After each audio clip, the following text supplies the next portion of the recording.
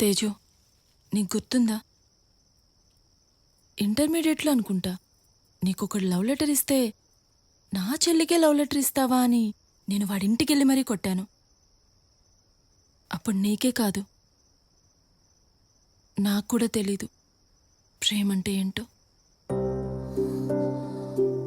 ప్రతి ఆడపిల్లకి ఇంట్లో వాళ్ళు పెళ్లి చేయాలనుకున్నప్పుడే గుర్తొస్తుంది కదా, మనం కూడా ఒకరిని ప్రేమించామని కదా.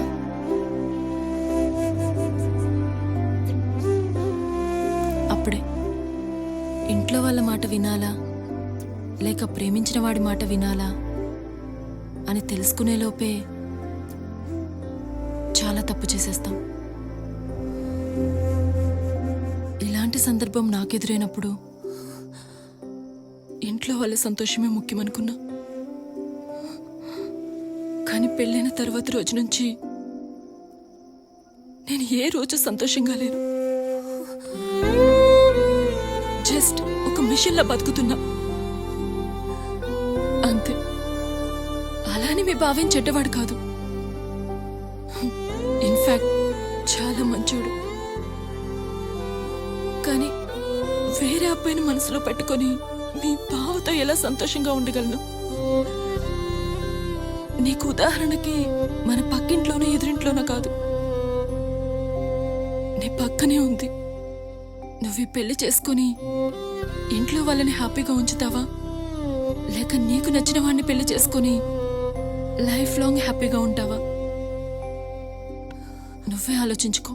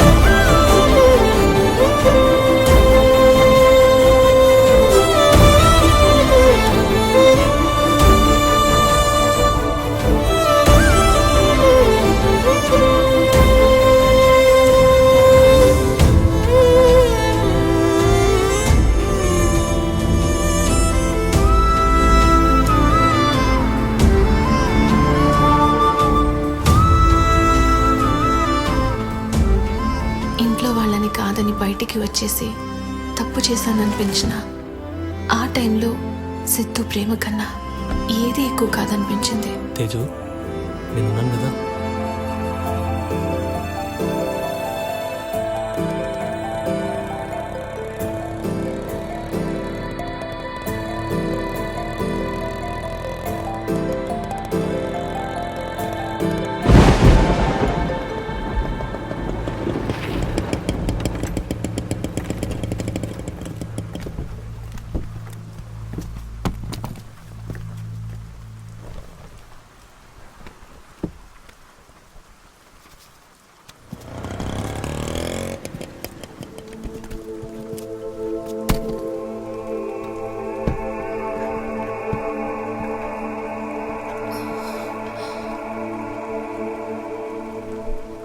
నేను ఇలా చేసినందుకు మా నాన్న వాళ్ళు ఎంత బాధపడుతున్నారు. నిజంగానే బాధపడుతున్నారంటావా? పక్కానా?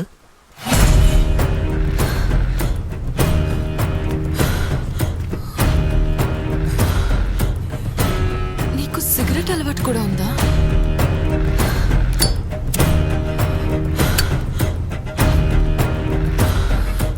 ఇంతకీ నీకు ఎలా అనిపించింది? అదే నీ పెళ్లి దగ్గర పడుతున్నప్పుడు నేను ఫోన్ లిఫ్ట్ చేయలేదు కదా, అప్పుడు ఎలా అనిపించింది? చచ్చిపోవాలనిపించిందా? చేకూసుకోవాలనిపించిందా? హ్యాంగ్ చేసుకోవాలనిపించిందా? లేక ఎక్కడి నుంచి దూకాలనిపించిందా? ఏం మాట్లాడుతున్నావు సిద్ధు? సిద్ధు ఎవడు?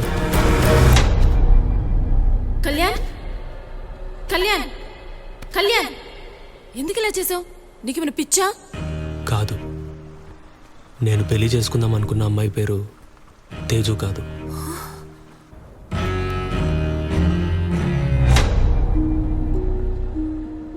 మనం పెళ్ళెప్పుడు చేసుకుందాం?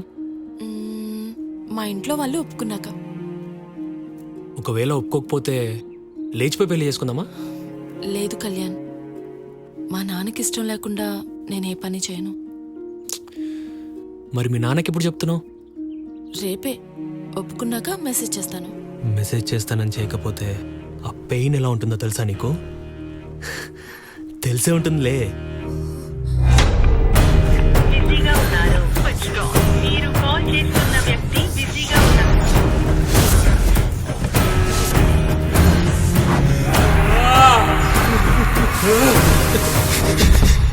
నేను నీకు కాల్ చేసినట్టే మీ అక్క కూడా లాస్ట్ మినిట్లో నాకు కాల్ చేసింది. హలో శ్వేత. కళ్యాణ్, నేను మా నాన్నను ఒప్పించడానికి చాలా ట్రై చేశాను, కానీ ఒప్పుకోవట్లేదు.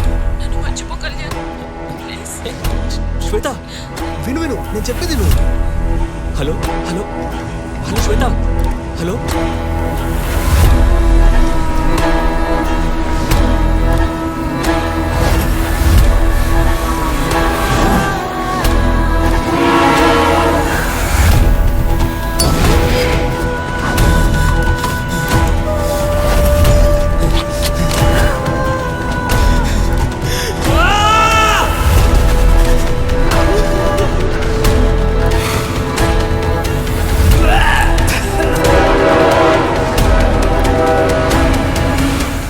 సార్లు చచ్చిపోదాం అనుకుని చావలేదంటే నాకింకా ఇక్కడ ఏదో పనున్నట్టేగా. అదే మీ నాన్న మీద రివెంజ్.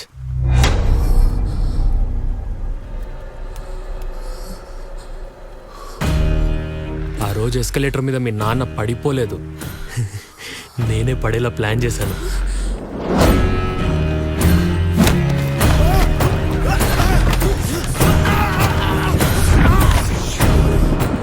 మీ నాన్నని చంపాలని కాదు, నిన్ను లవ్లో పడేయాలని. అనుకున్నట్టుగానే పడ్డావు.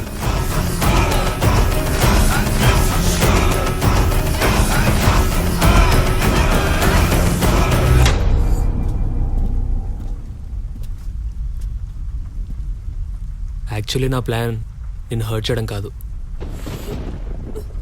ఇన్ఫ్యాక్ట్ నువ్వు నాకు అసలు మ్యాటరే కాదు. నా మెయిన్ ఏమంతా మీ నాన్నని హర్ట్ చేయడం. నేను అనుభవించిన పెయిన్ నీకు అర్థమైంది కదా. ఇప్పుడు వెళ్ళి మీ నాన్నకు చెప్పు నేనెంత పెయిన్ అనుభవించానో. నీకున్న ధైర్యం మీ అక్కకు ఉండుంటే సిచ్యువేషన్ ఇక్కడి వరకు వచ్చేది కాదు. ఈ విషయం నీ అక్కకు చెప్పు. Good bye.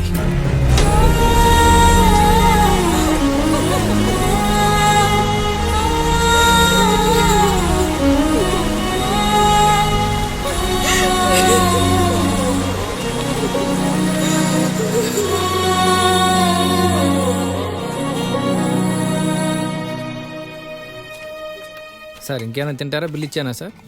2 చిల్లుడు బీర్. మనిషి అన్ని ఆవిడ ఎంత తిని మళ్ళీ ఎవడైనా తాగుతాడా? ఈ కథ మొత్తం విని ఉండాల్సింది. నువ్వు కూడా తాగాడు నాతో పాటు. ఎక్కడ దొరుకుతారు బయట అంటే వాళ్ళు.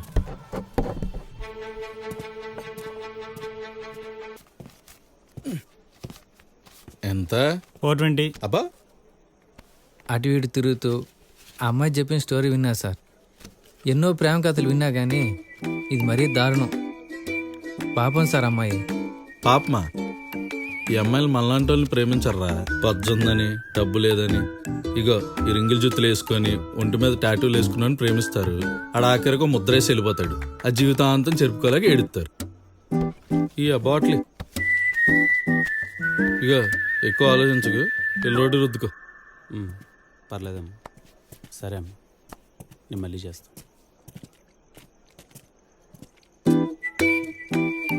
మరి ఎమోషనల్గా ఉన్నాడు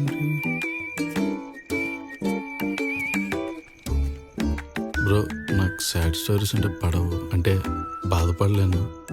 సిచ్యువేషన్ చూస్తే కంటిన్యూ అయ్యేలా ఉంది. మా ఇల్లు పక్కనే, నేను నడిచి వెళ్ళిపోతా. మేడం జాగ్రత్తగా ఇంటి దగ్గర డ్రాప్ చేసి. By the way, you did a great job.